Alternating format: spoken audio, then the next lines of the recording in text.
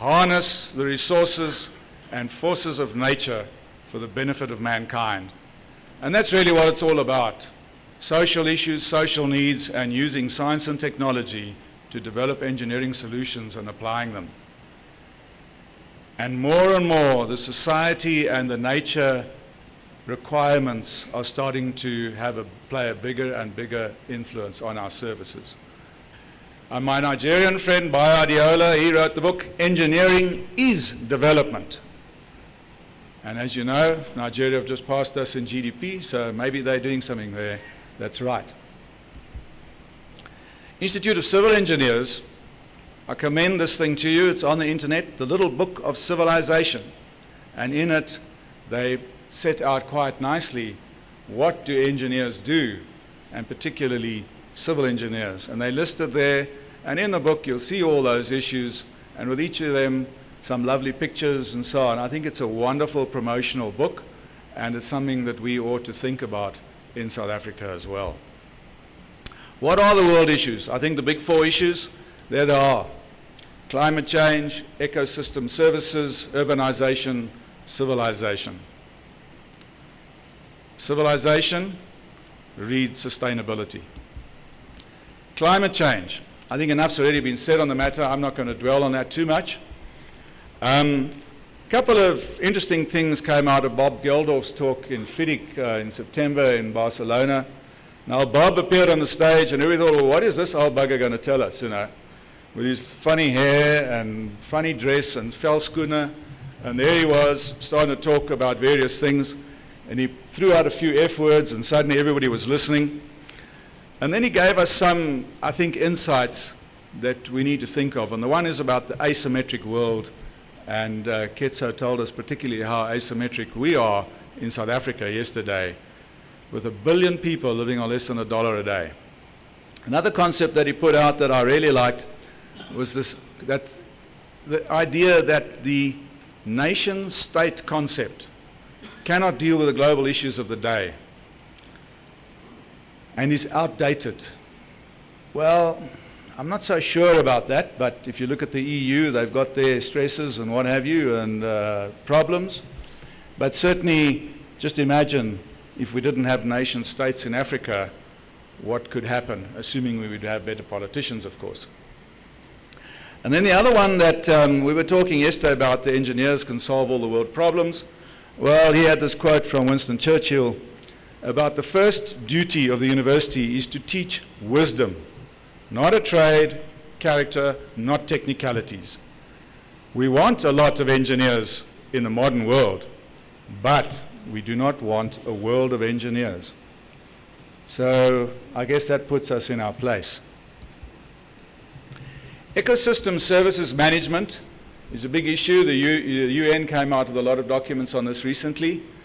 And I think we need to think about it because it's what sustainability is all about. A strategy for integrated management of land, water, and living resources.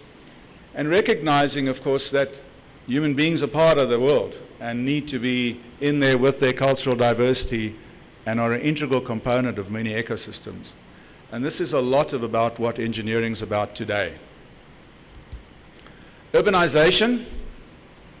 Urbanization, as we all know it, is a big issue. Interesting comments.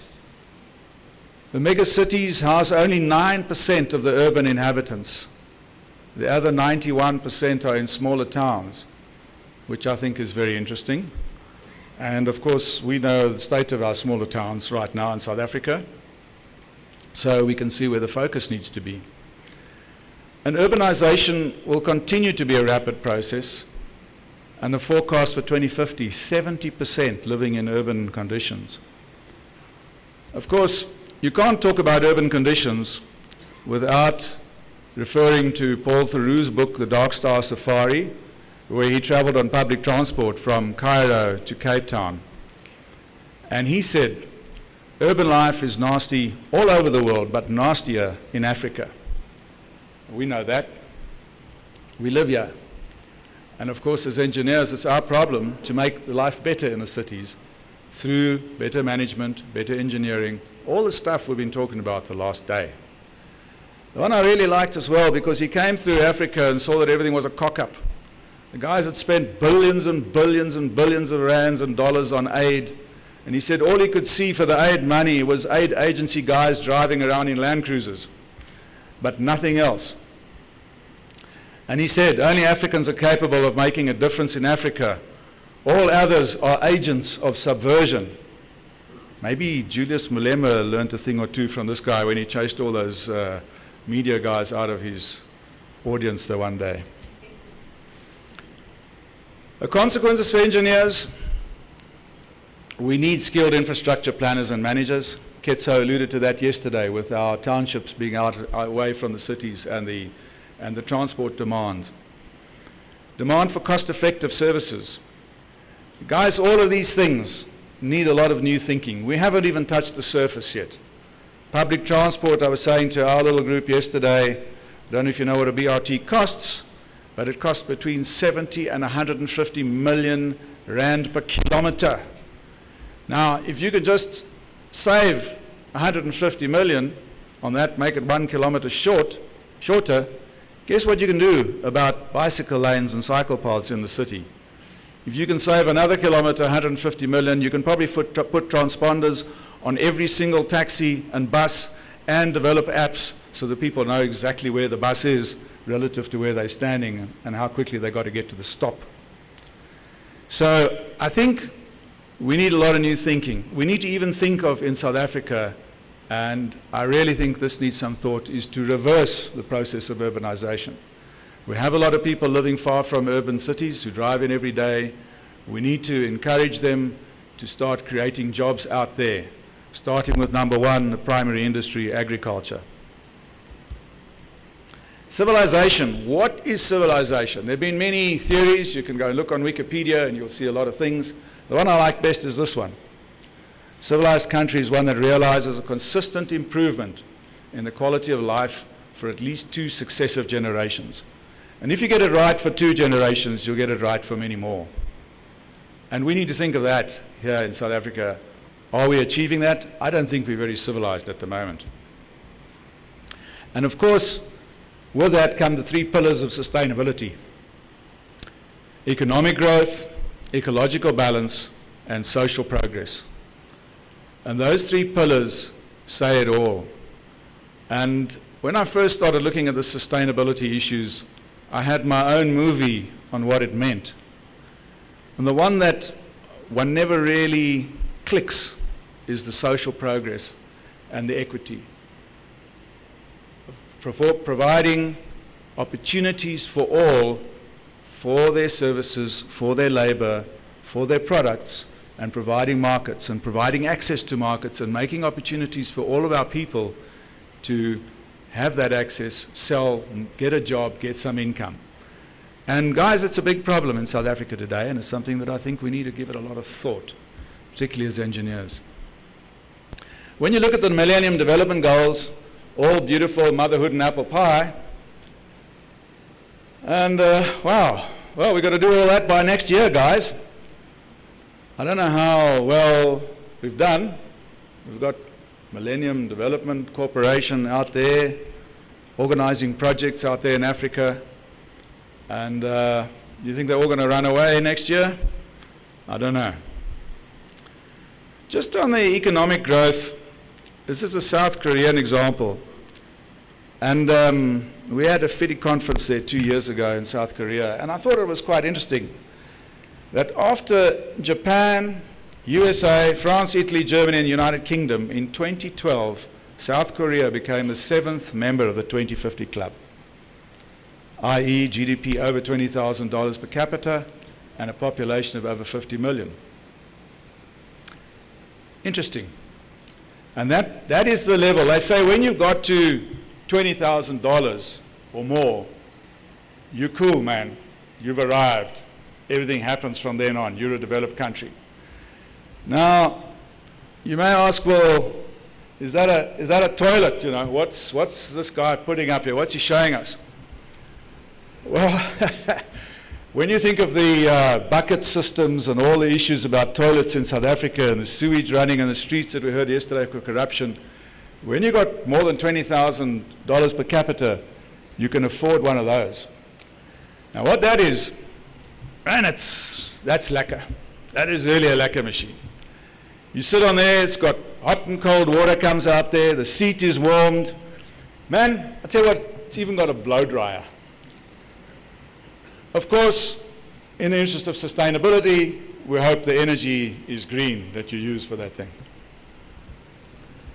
So now let's just look at the GDP per capita in the world. Green is great, yellow is okay, and yeah, the red, you see where that is. We're still way too low. And of course the life expectancy follows that. And the Gini coefficient, the grey are the areas we don't know about, but very much a similar pattern. The Gini coefficient, of course, being the ratio in the top earners and the bottom earners in a country. And look at us. So now what are our South African issues? Well, we've had service delivery protests. And of course, the recent spike has been something that we've all noticed. And then SAICI scorecard. The guys were talking yesterday, I don't know, Mangalan, anybody, whether there's an update of this. But the ABCDE with A being world class and E being really lousy. And I guess you've all seen this. It's not great, eh? Overall grade C minus, maybe improving. I'm not so sure about the improving. Now C minus is maybe just, it's probably just a failure, you know, it's just under failing. And all of the aspects, they're all C's and D's. Oh man, it's really a sorry state. Accident statistics. We were chewing on this one in Sabita a while ago and saying, you know, our problem in Sabita is it's not sexy, you know. Engineers have to sign off building plans and say they take responsibility for the structure of this building. But nobody has to sign off a road. And when you look at it, 10,900 per year, I think it's gone up now, it may be more. This is the latest stats I got from Arrive Alive. But when you look at it, it's the same per year as the annual deaths in Iraq during the war from 2003 to 2013. It's quite scary. So we've got a war going on our roads. State of professional engineering. I commend this document to you. It's a UNESCO document available off the web. UNESCO being United Nations Educational, Scientific and Cultural Organization. And it's prepared by all those guys there. I hope you guys in the back can read that in the top. World Federation, WUFIO, International Academies, and FIDIC. And the engineering challenges, there they are. And it's interesting when you look at them. I think that the interesting thing about this is when you look at them, you can see we are not alone. We're not alone in South Africa. Those kind of challenges are here as well. And really need some thought. Oh, John Boyd, a previous president of FIDIC, he writes this: profession is diminishing. It's become invisible. And when you think of it, you know, when you open the tap and the water runs out, you don't think of the engineering. The turn of the century, you opened the tap and there was nothing there. They didn't even have a tap. And then when you opened the tap, you appreciated the engineering behind it. Nowadays, the public, what? This is just invisible stuff. Ironically, it's come as a time when the engineering issues of the world are huge. And we have to learn to broaden our briefs beyond the traditional objectives of schedule, cost, and conventional scope. Society necessities, cultural rights, etc., etc. Leadership. Take us beyond our comfort zone. This is what it's all about, guys. This is the big challenge of our time. That same document's got a version of ethics that I think maybe we must all look at from the EXA side, CISA side, and just maybe polish our own and make sure we got everything that's up there included. And Keep themselves informed. CPD points, we've got most of those. Faithful agents of their clients. Maintain confidentiality. I mean, very often we're not agents of our clients, we're agents for ourselves. Right now with all the tendering. Conduct themselves, fairness and good faith towards clients, colleagues and others. Give credits where it's due. Present clearly all the options and what the consequences are of disregarding your advice. Report illegal and unethical decisions and practices of engineers to others. I think we need to read those, we need to rethink those, and we need to take them to heart. On the engineers per 10,000 of population, the leader is Israel, apparently, 135. Then there's a whole group between 75 and 85. And then there's us, 5 or less. We do have a problem. We have to get more engineers, but need to balance demand and supply. Then FIDIC's 7 factors that all the member associations of FIDIC decided were the top 7. And we had some discussion of this recently in Barcelona. But there they are. They look like our stuff, isn't it? It's nothing different to what we've got. Outside competition.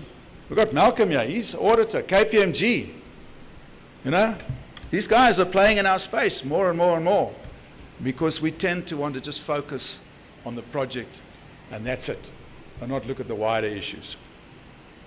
Price competition, lack of funding, lack of talent, corruption, limited legal recourse, excessive liability and risk assumptions. I think we got some of those out of the system, but every now and then they rear their head again.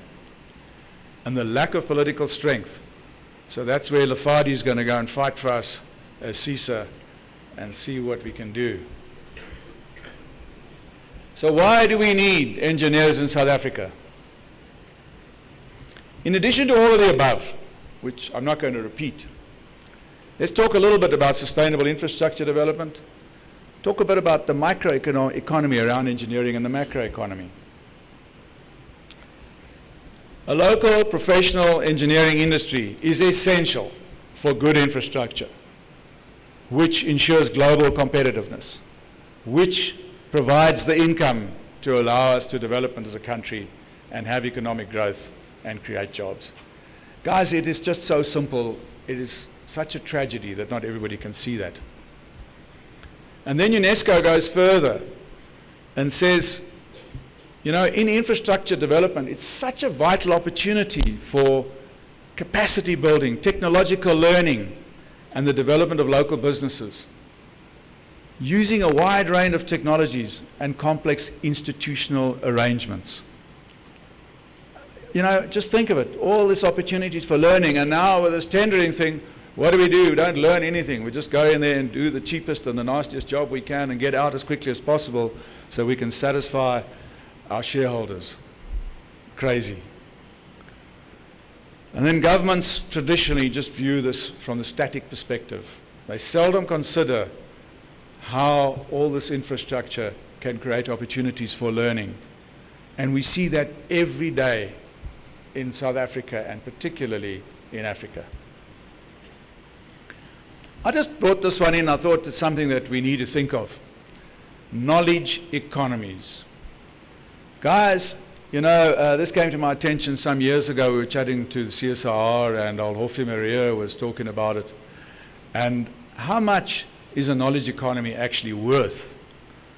So I thought I would go and do a little bit of research. Of course, you've got the wonderful tool, the internet today. You can research all these things. Our gold exports, 8 billion per year, give or take. Platinum group, the same. Of course, now with the strike, maybe it's dropped down a bit. Coal exports, 7 billion and rising. And diamonds, 1.7 billion. That's what we get per annum from all of those goodies. We import royalty and license fees to the tune of 2 billion.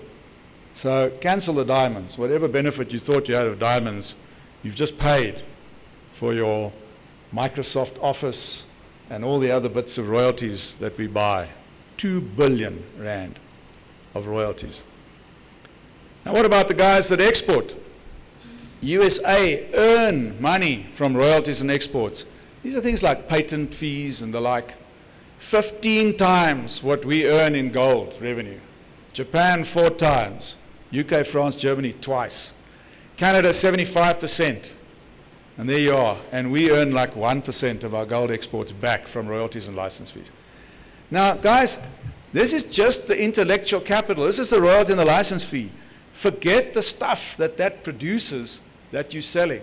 Forget the equipment and everything else that goes around it that you're selling, the services. This is purely royalties and license fees. So it's food for thought. Macroeconomies. I've been bugged a little bit now recently. I'm now SMEC, okay? I'm no longer Vela VKE, I'm now SMEC. So I'm now Australian.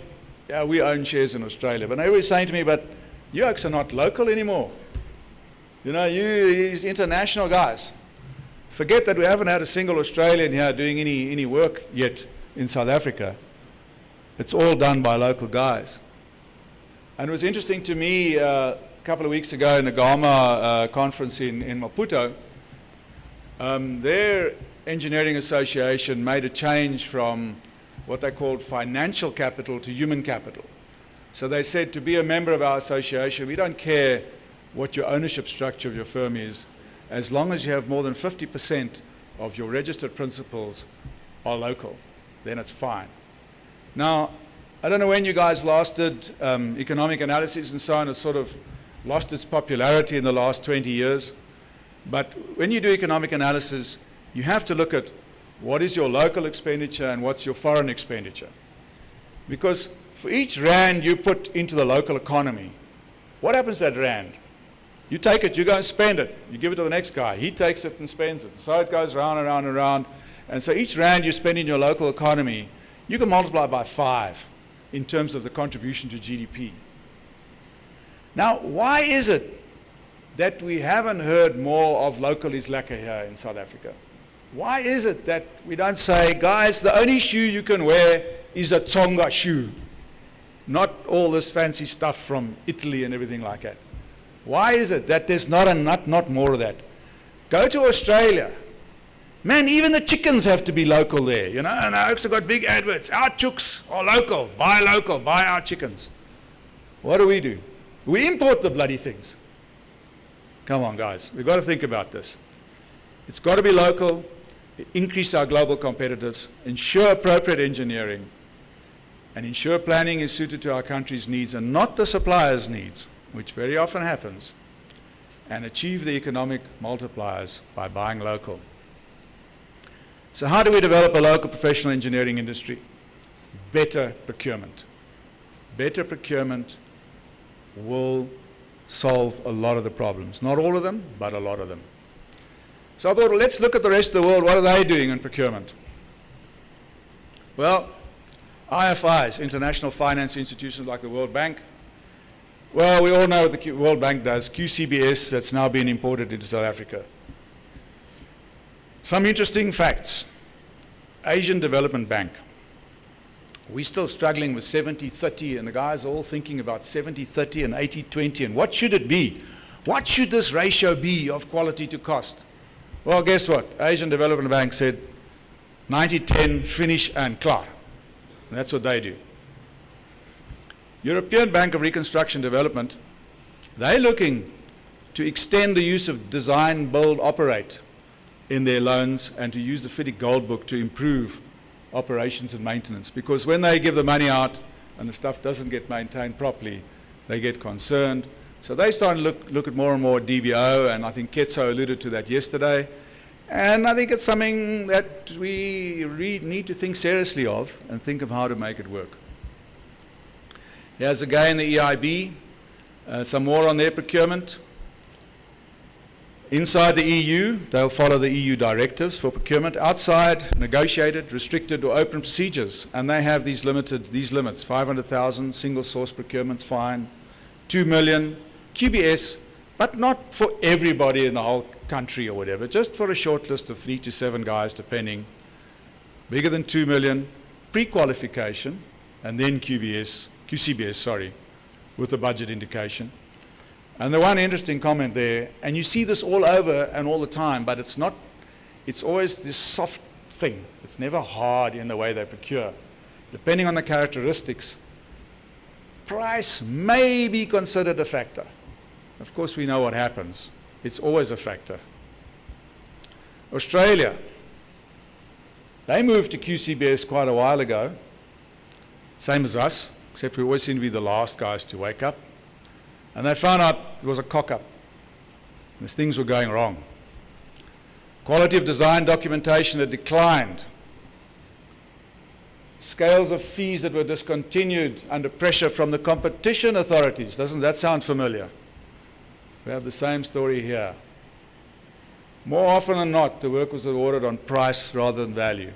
And we all know the old story, 70-30, that's beautiful, it's all quality. But the range of quality scores is that narrow, and the range of price scores is that wide. 70-30 means nothing. It's the other way around. It's 70 for price and 30 for quality. So it's really a problem. They showed all this declining standards, industry strongly supported finding a solution. Per document led to inefficient cost overruns. We heard of cost overruns yesterday, didn't we?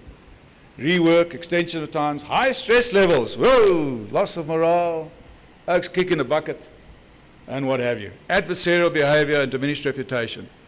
Guys, sounds like home.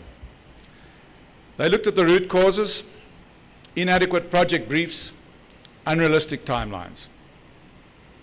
Lack of integration along the supply chain, linking the projects and between the phases. Doesn't that sound familiar? Devaluing professional ethics, lowest bid selection, poor understanding and skilling in risk assessment and management, absence of an experienced client-appointed design manager coordinator. We've heard that. Poor understanding of optimized and properly documented designs, inadequate use of technology, and lack of appreciation of the benefits of open communication between the client and his trusted advisor. So they recommended improve the project briefs, risk assessment, communication, rethink the bidding philosophy and selection strategy for consultants, improve delivery, including ethics, risk management, client-appointed design manager, improve the design process and optimize it, and develop human resources to use all the technologies and effective communication practices. So they developed an implementation strategy with a vision, building stakeholder support, and some marketing, and changing the culture. And this is what they got now, value-based selection, where they've upgraded the definition of quality. And mean cost is the benchmark and not lowest cost. Let's just see if I've got it. So here, what's quality in Australia? It's not like the World Bank. Now, guys, I don't know who of you guys can think of a more silly situation than what we've got at the moment where we employ World Bank QCBS policies. Man, the clients know our quality better than ourselves. But no, if it's not written on this piece of paper exactly like we've asked it so we can score it exactly like the World Bank scores, then you're not going to get the points. Now, I don't know how stupid that is, but it's supposed to be objective, because when it's the World Bank and they're spending their money in Africa, they don't know who they're getting to tender, so they have to do that. But in country, that doesn't have to be the case. You don't have to have that. You need to look at the track record of the guys who are going to produce this thing, and that's what we want to compete on the basis of quality of service delivered and not on the basis of price and some paper quality where the more PhDs you've got, the more points you get, when half those PhDs you wouldn't want near your site, but you put them on there for their CV. So we really need to look at that. Spain. So what does Spain do? They do the shortlist, they do quality and cost-based selection, but they provide the client's estimate of cost all the time. The client says this is going to cost R1 million, and you tell me how close to that R1 million or whether it's going to be deviation from that. They look at the average deviations, and the guys who are way out, they just chuck them out. Enough said. They just say, cheers, you're not even further in the running. They let them know your price was off the wall. And they eliminate the bids. Germany, I mentioned it yesterday. Germany have a 200-page fee guideline. And they do QBS with fee guidelines for most of the work being negotiated. And then obviously large projects, complex projects where there's JVs and so on, they do QCBS. They have fee ranges for 5 zones of complexity. I know it's difficult to read, but what it's basically saying is, there's the zone of complexity, I don't know how good your German is, and it's got a range in each of them. So they've got 5 zones of complexity for the project. And then they have different types of projects and what their zone of complexity typically is. So this is what they got in this 200-page manual, and that's what they use to do it. So they always make it more complicated than the rest of us, but it seems like it works for them. Canada, large clients. Large clients, they limit the number of consultants to maximize the depth of the required skills. And here I'm talking about Canada Hydro and those kind of guys, where they really need their consulting engineering skills and they need a good depth and breadth of skill. And they appoint from a panel based on QBS. They do ask for proposals and then they appoint. For the municipalities, the smaller ones, they established a crowd called InfraGuide, which is similar to our SA Cities network, I believe.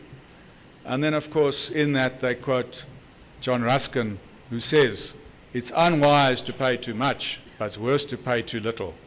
When you pay too little, you sometimes lose everything because the thing you bought was incapable of doing the thing you bought it to do. And there's their document available on the web. And they had some stakeholder comments. They went out and got comments from the stakeholders, and there were arguments for and against price. For public sector guys were locked, straight-jacketed, man, we've got to do this, particularly if the auditors have got anything to say about it. Short-term costs, forget this full life cycle cost, just save me some money now. And if I've got to negotiate with you and you're a smart guy and I'm not so smart in this particular business, I'm going to be at a disadvantage. And the perception that all qualified consultants are equal and therefore price is the low bid is the best value. Sound familiar? Against, process is time consuming, substantial input needed, detailed scope to ensure good comparison of fees, and then they're still fuzzy, aren't they? And the guys have got the variation order thing. In Australia, they call it creative variations, looking for more money. Consultants' experience is negated in putting together the scope because they just give you the scope and you've got a bid. And price-based methods will generally not achieve the desired outcome, and it acts as a constraint to exploring opportunities. So their best practice is qualifications, registers, request for proposals based on a broad scope of work, rank the proposals, select the highest ranked consultant, then sit down with that guy and define the scope more precisely, jointly. He can go out now, he can look at it, he can go and look at this job, he's got the time, he knows he's got the job. Define the scope more accurately and then negotiate a fee using the agreed scope and award the assignment. USA. Guys, I'm giving you all this because we've always been told that the World Bank QCBS is the be-all and end-all and it is best practice, and I'm telling you now it is not. It is worst practice. Works for them. Doesn't work for us. USA, Brooks Act, prohibits competition on the basis of cost. They use quality-based selection. They're quite detailed. If you go and do work for American highway agencies and so on, man, you do a preliminary design, you can build that bridge. You can build that whole interchange just about from the preliminary design. And then they negotiate for detailed design based on the number of drawings, because they know how many drawings are going to come out of that interchange. So they've got pretty skilled clients in these departments who've been there for many years and know what they want and get it. Local QCBS, but includes an element of track record. Hong Kong was quite interesting. Hong Kong has an engineering and associated consultancies selection board. And makes us think of that story about our supply chain management, you know. And the one guy said yesterday in the session that whenever he hears the word, he doesn't need an enema. He's already there, you know. And here they call it a board, a selection board. So maybe we're angling for this single supply chain management separate for engineering professions. Maybe we shouldn't call it supply chain management. Let's call it a engineering selection board. Different name. They always shortlist down to 3 or 4. They provide a cost estimate of the services. The guys give them the proposals. They select. And here's another one. On their pre-submission, yeah, you know this story. Here's the tenders, fill it in. And you know it's a circus, and you've got to price it as a lump sum, and you can't define your scope. They'll sit down with their 3 or 4 shortlisted bidders, and they'll get their comments on the scope, and they'll include that in the terms of reference and adjust the schedule as required. And then the 3 guys go out and come back and give a proposal to them. They've got, then they check your prices. You can't just give them any old price and say, well, this is, because they want to know the time inputs. Similar to what Sandra was doing a while ago. They want to know how much time you're going to spend on this, how many man-months. They check your inputs, and they compare the price for your inputs against your prices for additional services, because they always ask you for some hourly rates, and they'll use those rates and apply it to your man-months to make sure your prices are realistic and they're not crazy. They also have a small consultancy thing, same as us with the BEE idea. They have that, and they use that, and they call a small firm a firm with less than 10 professional staff. They don't have this financial score. They say 10 professional staff with more than 50% locally registered. And here's an interesting one. Their objectives is to obtain best value goods, and taking into account user requirements, reliability of performance, qualitative superiority, whole life cycle cost, and after-sales support where applicable. Not in the interest of government to accept an unreasonably low bid. And if they do have those, they discuss them with the tenderers and to be satisfied, and you're disqualified if you can't give an adequate answer as to why it's so cheap. Okay, now we come to South Africa. Our SEM units rule the roost. Cost is the primary score for competition. Of course, the Competitions Commission, we now have a fee guideline that looks a bit like the German one. We have the EXA identification of engineering work that's recently been accepted by the Council for the Built Environment. Now, that thing hasn't been published yet. I think it's going to be published shortly. But there's an element in here that we need to think of. And all this story about identification of engineering work and then only engineers can do it, we need to think about it, and we need to think about the sanction. And it's a problem. Here in South Africa, that identification of engineering work says that the design, development, construction, operation, and maintenance of complex infrastructure. Now, who does the operation and maintenance of our complex infrastructure? Our government departments, our municipalities. How many engineers are there? We've been talking about this for a long time. Zippo. Effectively, they're operating illegally if this was law and there was sanction to be applied. All those municipal managers should be chucked in jail because you're doing an illegal thing. You're operating something without a professional engineer. So it's a huge problem in terms of how do we get this thing to be applied and how do we enforce it?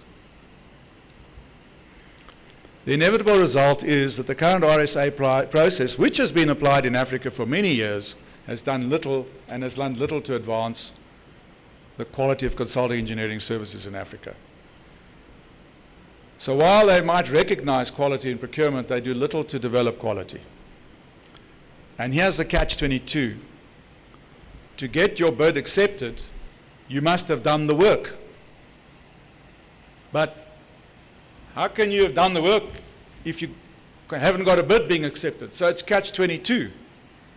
And it works for the World Bank because they've got this big, great lot of engineers out there in the world, and some of them must have done this work somewhere based on procurement systems that are not the same as the World Bank's. And here suddenly we've got the system. So we need to think of these systems at work. We've got 3 systems at work here in a context of procurement. We've got professional organizations, we've got consulting engineers, and we've got the client systems. And they've got a background of international systems, which our clients and our government look at and try to figure out, does it work or doesn't it work? And unfortunately, sometimes they implement it. I put the African Union there because it's time that they started getting involved with this as well for Africa. Then in that, we have the national systems with our parliament, our treasury, our public protectors, which develop the national systems. Then we have the client systems, which has got to take into account the owners' and customers' needs, administrative systems, business rules, technical systems. They've got that. Our consulting engineering systems, people, technology, quality, management, financial, and admin. That's our systems. And then the professional engineering systems, our councils, institutions, and associations. All three of those have to work together to make the procurement system work and to give us improved investments and increased GDP. This is one of the most important issues that is not being recognized. We need to recognize that professional engineering is complex and adds significant value. It cannot be procured like commodities. We need to foster good quality local professional industry, experienced people. So how do we fix it? Cannot work when price competition is the primary driver. We must improve the balance between professional ethics and the need for work. Encourage skills development, ensure predictability of cash flow, and reward quality at all times. Currently, there's no reward for quality. None whatsoever. If you do a really lousy job, that's all right. You just stand in line and tender next time at a lower price. You'll get the next job. You can do another lousy job. You stand in line and get the next one. We need a separate supply chain management system for consulting engineering services. It's not about financial rules and buying toilet paper. It's about buying real skills and the right job for the right circumstance. An appropriate local industry to deliver better infrastructure services and sustainable jobs. And we need a skilled team to put together and manage this, and probably an engineering consultants selection board. We probably need a separate supply chain management for construction as well, because if the same guys maybe do it, it can work. But maybe it should be separate because the one is very different from the other. So what are we going to do with this supply chain manager? What should they do? They should define the client requirements in terms of engineering skills, in terms of the discipline and the depth and breadth of the skill required. It's like Ketzer was saying, guys, if we need water treatment works, we need to know what we need about those works in the client. What do we need? We need these kind of skills. Let's go for them. If we need world-class skills, we can maybe get it from overseas. If you need national skills, you don't have to have it locally. But we really need to do that and think about it. This really needs thinking. You can't just go ahead and think it's just going to happen just because you say so. We need to define our registers. I know we've got a contractors register sitting at the CIDB. I'm against a central register of consulting engineering. I think it's fine to have a central register just to put all the admin on there and all the documents and all this paper stuff that we keep on having to tender with, massive tender documents like this for 100,000 Rand little consulting job, and just chopping down trees for the sake of tendering and complying with all these regulations. If we put that with the CIDB and they say these guys are cool, you don't have to put that, you just put your one paper in, I think that'll be great. But if we're going to tender and get on a register for a road client, that register has to be very road focused. If it's a water client, water focused, particularly the kinds of water business that the guys deal with, which are different. And you can't put that all on a central register. We need to develop merit ranking procedures, call for applications, and have a promotion and relegation system to put guys on the registers and drop guys off. Got to be like the Premier League. If you want to be in the Premier League, you've got to deliver the quality. The merit ranking, there's 7 things to look at. Management of the contract, issue identification, communication and coordination, design creativity and documentation, admin of the contract, permit monitoring, all these license fees and environmental and mining rights and so on, and proactive in regard to public concerns. Allow the CIDB to manage infrastructure procurement systems with oversight by Treasury. Maybe the CIDB guidelines. Let's get Treasury to work with the CIDB instead of them being in their holy tower there that only speak to maybe God and their wives now and again and never speak to us. And when we speak to them, you never hear from them again. They say, yes, yes, yes, thank you very much. And that's the last you hear. And let's think of revaluing these small, medium, and large jobs and how we do it. And really, I think R1 million for a single source appointment is what you need to do. R1 million, appoint the guys on time and cost. Get on with it, guys. Get on with it. Do the work. Come back to us. Tell us what the problems are. Complexity. We need to look at things like single discipline, specialist guys, established procedures. When you're using established procedures, fine. We can go for something that's a little bit more QCBS. And then I think one size doesn't fit all. We need to be sure that we've got this thing covered. It's not just simple, cannot be one size. And allow for average cost in financial scoring. That's what the Australians do. When they value quality and cost-based selection, the cost is the average price of the bids received. And your ranking is how far you deviate that. And just think about it. If there's a job with uncertain scope, what is the right price? You've got 4 or 5 experts giving you an opinion. The right price is probably the average one. So you rank the quality, rank the cost relative to the average cost, not the lowest cost, because the lowest cost is the worst one. The right price is probably the average. So it's not a bad system. Improve pre-qualifications, either through a register or a pre-qualification process where it's large and multidisciplinary. And do not overcomplicate the thing. With all this free-for-all, everybody can tender is madness. 3 firms. They always say they don't care about price, but then they want everybody to compete. Come on, guys. 3 firms, the guys can give the right attention to the job and their pricing.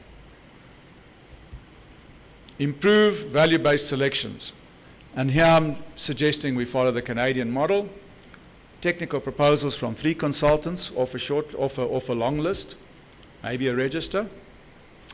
Evaluate the quality and the value that will be provided. Select the guy with the highest technical score. Finally, define your scope with him and negotiate using the EXA guidelines. The guidelines are there. They've got a good range. Talk about complexity, this kind of thing. Ombudsman. We need somebody. We need a Tuli Maronsela in this game.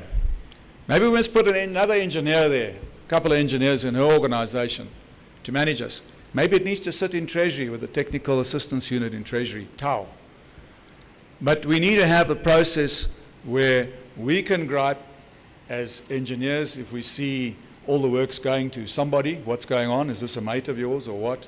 Or is he just giving you the right quality of service? In which case, thank you very much. Good luck to him. And likewise, the clients need somebody to squeal when you're not delivering the quality that you should. And not ripping them off and are not going with your ethical code. And maybe here the Ombudsman can play a role. And I really think we need that. We need to monitor the quality of our procurement. How are we going to know whether it's working or not? We need to wait for 15 years and then come together here and have everybody griping to know it's not working. No, we need this thing, we need to monitor it constantly and say, guys, this is what's been good, this is what's bad. So, to conclude, the world's in trouble, we're in more trouble. Engineers can remedy this given the right environment and opportunity. We need to improve recognition of professional engineers' role. We need some adjustments to our systems and procedures to realize improved value from procurement. And we need systems to unshackle our clients to make appointments quickly and effectively. Now, the one thing that you've noticed I haven't mentioned, the elephant in the room, of course, is corruption. But I believe if it's done properly, if we've got the Ombudsman, we can sort that out, particularly if it's engineers speaking to engineers. So, in conclusion, I give you this poem from Rudyard Kipling in 1907. I don't know if you know the whole story in the Gospel of Luke with Mary and Martha, and Lord Jesus came there to have some dinner. And Martha was running around the kitchen and doing all the work, and Mary was just sitting there getting some spiritual guidance. And Martha griped at Mary and said, man, come help me here. You know, you're just sitting there the whole time with our guest. Come give me a hand and help with the food and what have you. And the Lord rebuked her. And so That's our destiny. We are the sons of Martha as engineers. And I quote, "The sons of Mary seldom bother, for they have inherited that good part.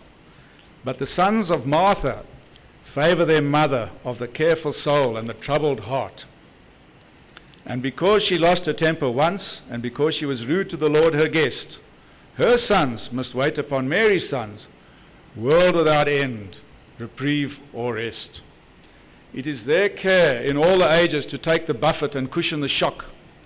It is their care that the gear engages. It is their care that the switches lock. It is their care that the wheels run truly. It is their care to embark and entrain. Tally, transport, and deliver duly the sons of Mary by land and main.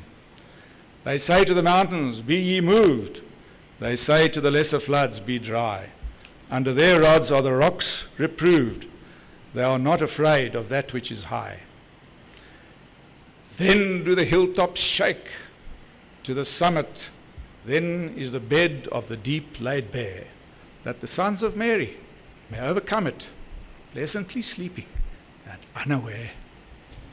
Thank you.